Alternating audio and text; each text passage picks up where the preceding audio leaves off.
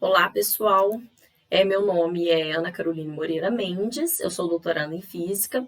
O título do meu trabalho é Imagem do domínio da frequência espacial no estudo da localização e concentração de nanopartículas em um objeto simulador óptico do tecido epitelial.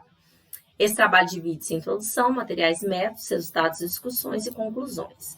Bom, então nesse trabalho nós desenvolvemos um sistema de diagnóstico por imagem a partir de objetos simuladores, que apresentam características ópticas que são semelhantes ao tecido biológico. Isso confere maior segurança ao uso da técnica.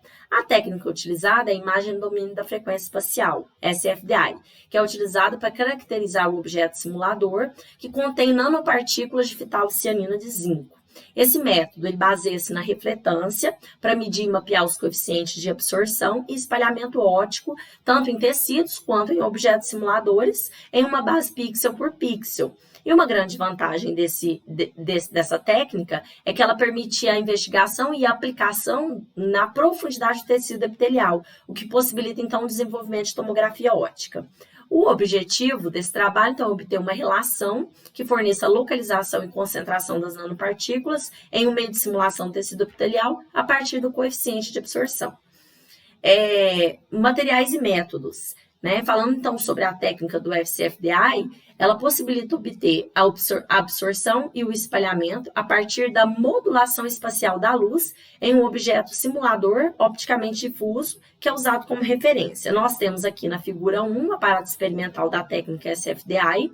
Nele nós temos, então, que a saída da fonte de luz ela é conectada a uma fibra óptica ao módulo DMD. Esse módulo ele gera padrões de onda senoidal em 3 fases distintas e com 5 frequências espaciais. Aqui as fases utilizadas foram 0, 120 e 240 graus. Também temos uma câmera megapixel que captura a imagem que é produzida como um resultado da refletância em função da frequência espacial senoidal. Bom, as nanopartículas, elas apresentam uma forte seção transversal de absorção, o que possibilita um aumento do contraste em tecidos biológicos, que serão marcados para imagem e diagnóstico de tumores.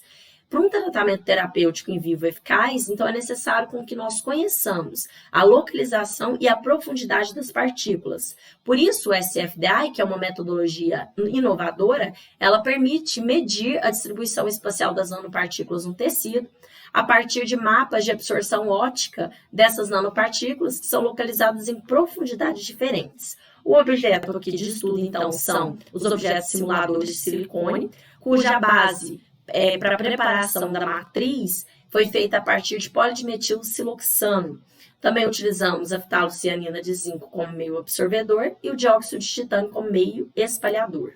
Outro método utilizado aqui foi a esfera integradora, que utiliza como método o IAD, o Inverse Adding Doublet, que fornece os valores dos coeficientes de absorção e espalhamento a partir da transmitância e refletância da luz que são medidos. Esses valores eles são utilizados para comparar com aqueles obtidos no SFDI.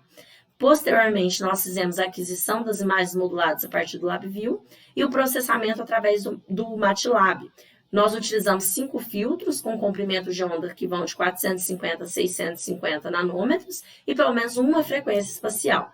Resultados e discussões. Aqui na figura 2, nós temos o objeto simulador que foi preparado com 10 películas com diferentes concentrações, certo? Que são dadas aqui na tabela 1. Então, aqui nós temos as concentrações de fitocianina de zinco, que variaram de 5 até 100 miligramas, para uma proporção fixa de dióxido de titânio, que foi de 2,5 miligramas por ml.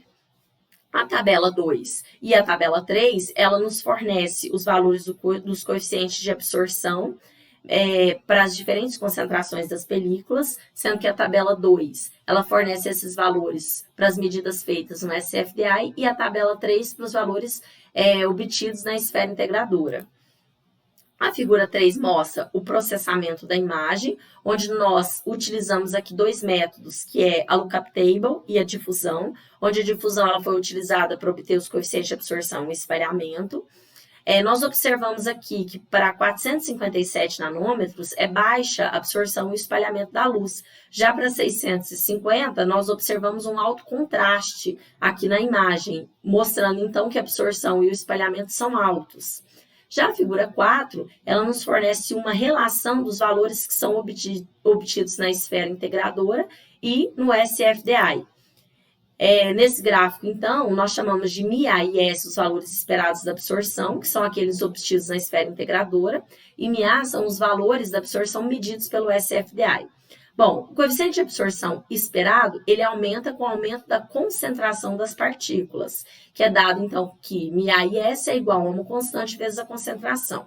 Por outro lado, a espessura T da película ela é uma constante do coeficiente de absorção, de modo que quanto maior for a espessura da película, menor é o coeficiente de absorção no meio. Mas aqui nós utilizamos uma constante, né, um valor fixo da espessura da película. Então, nós chegamos agora à equação 5, que nos fornece que o coeficiente de absorção esperado é igual a uma constante vezes a concentração dividido pela espessura da película. Já o coeficiente de absorção medido, no SFDI, ele aumenta com o aumento da concentração da película. Porém, ele apresenta uma relação inversa com a profundidade de penetração, de modo que quanto maior for a profundidade da penetração da luz, ou seja, profundidade das partículas, menor vai ser o coeficiente de absorção ali no meio.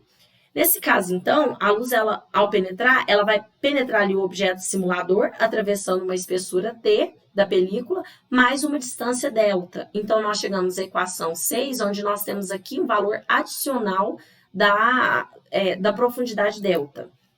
De acordo com aquele gráfico, nós temos aqui uma tangente, cuja expressão 3 nos dá que a tangente de θ é a relação entre o coeficiente de absorção medido e o coeficiente de absorção esperado. Se nós substituirmos as equações 1 e 2 na equação 3, nós chegamos à equação 4, que também nos fornece a tangente de delta, agora com uma relação entre a espessura da película dividido pela espessura mais o delta.